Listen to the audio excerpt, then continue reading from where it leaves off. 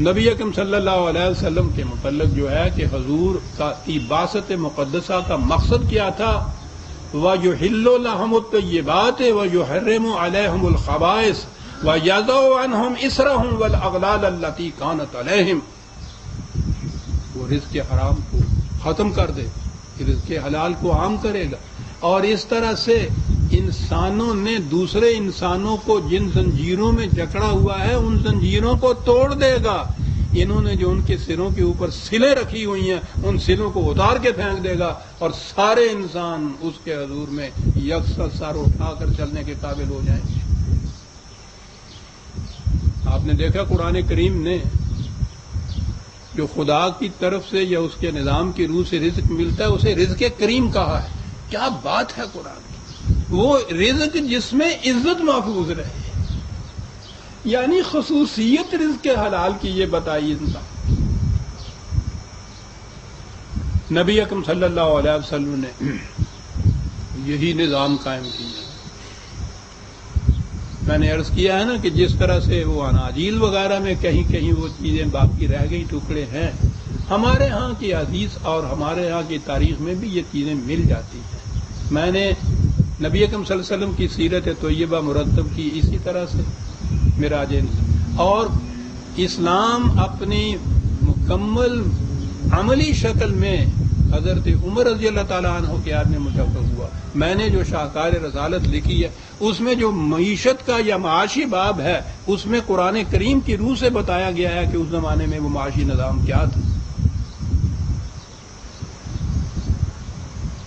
رسول کے بعد، ہر رسول کے بعد یہ ہوتا رہا کہ اس کے نام لیواؤں نے، اس کے بعد کے آنے والی امت نے اس کے نظام میں تحریف کی، اس کی جگہ انسانوں کا نظام قائم کیا۔ اس نظام میں یہ مذہبی پیشوائیت کیا کرتی ہے؟ قرآن نے خود یہودیوں کا، بنی اسرائیل کا ایک واقعہ لکھا ہے۔ کہا ہے کہ ان کی کیفیت یہ تھی کہ وہ اپنے ہاں کے غریبوں کو، کمزوروں کو، مسکینوں کو گھروں سے نکال دیتے تھے،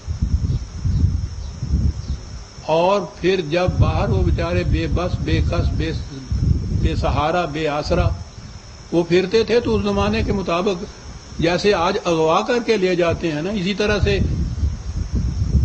طاقتور، دولت مند قوتیں، قبیلے وہ ان کو اچک کے لے جاتے تھے اور ان کو غلام بنا لیتے تھے۔ کہا پھر ان کے ہاں کے یہ مولوی صاحبان یہودیوں کے اٹھتے تھے، وہ قوم کو واعظ کرتے تھے کہ آؤ تمہیں نیکیوں کا ہم سبق، آؤ تمہیں بتائیں جنت کیسے مل سکتی ہے، کیسے مل سکتی ہے۔ جو دوسروں کی غلامی میں ہیں، جن کو دوسروں نے قید کر رکھا ہے، خیرات کے چندے اکٹھے کر کے ان کو چھڑا کے لاؤ، جنت مل جائے گی۔ قرآن کی تو تنقید بڑی نیشتر ہوتی ہے۔ کہا ان سے کوئی پوچھے کہ وَهُوَ مُحَرَّمُ عَلَيْكُمْ إِخْرَاجَهُمْ، کہ وہ جو تم نے گھروں سے ان کو نکالا تھا وہ کیا بڑا نیکی کا کام تھا جو چھڑانے چلے جا رہے ہیں ان کو؟ پہلے ان کو گھروں سے نکال کے بے بس کر دیا کہ وہ قیدی بنا لیں، جب وہ قیدی بن گئے تو اس کے بعد چندے اکٹھے کرتے ہو، خیرات کے ذریعے سے ان کو چھڑا کے لاتے ہو اور کہتے ہو کہ بڑا نیکی کا کام تھا۔ فرمائیے حضور وہ جو گھر سے نکالا تھا وہ کیسا تھا؟ غلط نظام ہے یہ بتائیں۔ محنت کش کی مزدور، محنت کی، گاڑے پسینے کی کمائی کو سرمایہ دار نچوڑ کے لے جاتا ہے اور اس کے بعد پھر اسے خیرات کے چندے اور ٹکڑے دیتا ہے۔ پھر واعظ اس کو بتاتا ہے کہ فطرانہ ادا کرنے سے اتنی نیکی، مسجد بنانے سے جنت میں گھر بن جاتا ہے، ایک دفعہ کے حج کر لینے کے بعد تعالیٰ سب کچھ معاف ہو جاتا ہے۔ صاحب یہ جو ان غریبوں کو خیرات دے کے تم نیکیاں کماتے ہو، قرآن کہتا ہے کہ ان کو غریب بنایا کس نے؟ پہلے ان کو اس طرح سے غریب، محتاج، مفلس بنا دیتے ہو اور اس کے بعد جو انہی کی کمائی سے تم نے اکٹھا کیا تھا، استحصال سے جھپٹ کے چھین کے لے گئے تھے، اس میں سے چند ٹکے ان کو دے دیتے ہو اور کہتے ہو کہ اس سے ہمیں جنت مل جائے گی. یہ کیسے کیا جاتا ہے؟ کیا جاتا ہے نہیں، کیسے کیا گیا آپ کے ہاں جو اب تک چلا جا رہا ہے. قرآن کریم کی اس آیت جلیلہ کو سامنے لائیے بھائی صاحب کہ یہ 2 آیات ہیں جن کو یہ حضرات کبھی سامنے نہیں لائیں گے. شاید آپ نے کبھی ان کی زبان سے سنی نہ ہوں. یا ایھا الذین، یہ 9/34-35.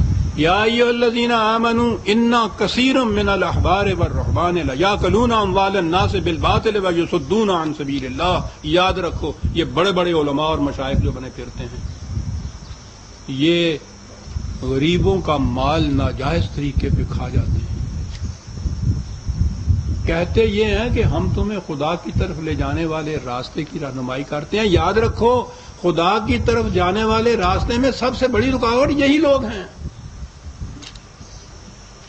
کہا کہ ایک یہ گروہ ہے سرمایہ داروں کا جو کچھ انویسٹ کیے بغیر دوسروں کی محنت کھا جاتا ہے. ایک دوسرا گروہ ہے والذین یکنزون الذھب والفضة ولا ينفقونها فی سبیل اللہ، جو لوگ مال و دولت جمع کر کے کوٹھے بھر لیتے ہیں، تجوریاں بھر لیتے ہیں. اب تو وہ بہرحال بینکوں کے اندر چلا جاتا ہے. جو یہ کچھ جمع کر لیتے ہیں، اس زمانے میں تو سکے ہی ہوتے تھے نا، چاندی اور سونے کے سکے جمع کر لیتے ہیں اور نوع انسانی کی منفعت کے لیے ان کو کھلا نہیں رکھتے. فبشرہم بعذاب علیم، ان کو دردناک سزا تباہی کی بشارت دے دے. ان کو کیا یوم یحما علیہ فی نار جہنم فتکوی بها جباہہم وجنوبہم وظہورہم. جہنم کی آگ میں ان سکوں کو تپایا جائے گا اور داغا جائے گا ان کی پیشانیوں کو، ان کی پہلوؤں کو، ان کی پیٹھ کو، اور کہا جائے گا ھذا ما کنزتم لانفسکم. یہ ہیں وہ سکے جنہیں تم نے اپنی ذات کے لیے جمع کر کے رکھ لیا تھا اور دوسروں کو اس میں شریک نہیں کرتے تھے. فذوقوا ما کنتم تکنزون. اب اس جمع شدہ دولت کا عذاب جو ہے اس کو بھگتو. یہاں قرآن کریم میں یہ ایک ہی آیت نہیں عزیزان من، مال و دولت جمع کرنے کے متعلق 20 آیات ہیں قرآن کی. جمع مالہ وعددہ، جب وہ جمع کرنا شروع کر دے تو پھر وہ 99 کے پھیر میں پڑ جاتا ہے. جس میں 3 اور روپے مل جائے نا تو 100 پورا ہو سکتا ہے.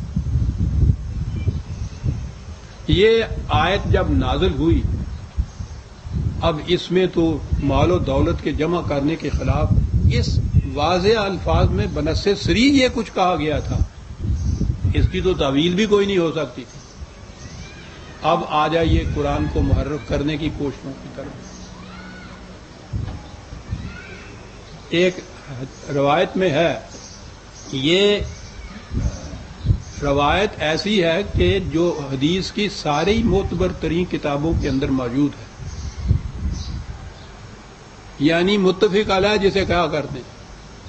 اور وہ یہ ہے اس لیے کہ اتنی بڑی دولت جمع کرنے کے خلاف ایک آیت آئی ہوئی ہے، ان کے یہاں سب کچھ وہ ہو رہا ہے، پھر کیا کریں. سنیے کہ کیا روایت اس کے بعد بنی. حضرت ابن عباس رضی اللہ تعالیٰ عنہ کہتے ہیں کہ جب یہ آیت نازل ہوئی تو مسلمانوں پر اس کا خاص اثر ہوا.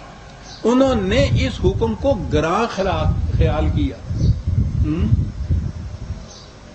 وہ 22 خاندان تھے نا کٹھے ہوئے، گراں خیال کیا. ابھی میں عرض کرتا ہوں عزیزان من، پوچھو نہیں جگر پہ کیا گزرتی ہے. گراں خیال کی، یعنی یہ صحابہ ہیں جن کے متعلق خدا کہتا ہے رضی اللہ عنہم ورضوا عنہ، مومن حقہ ہیں. خدا کی طرف سے ایک حکم نازل ہوتا ہے، رسول اس کو کنوے کرتا ہے، ان پہ گراں گزرتا ہے. صحابہ گراں گزرا. کہا کیا کیا جائے. اب ان میں سے جو ان کے سب سے بڑے نمائندہ تھے، جن کے خلافت کے زمانے میں بھی تہبند میں 12 وہ پیوند لگے ہوئے تھے، انہوں نے کہا حضرت عمر نے کہ کوئی بات گھبرانے کی نہیں ہے، میں اس کا حل تلاش کرتا ہوں، میں حضور کے پاس جاتا ہوں، میں تمہاری اس فکر کو دور کر دوں گا. وہ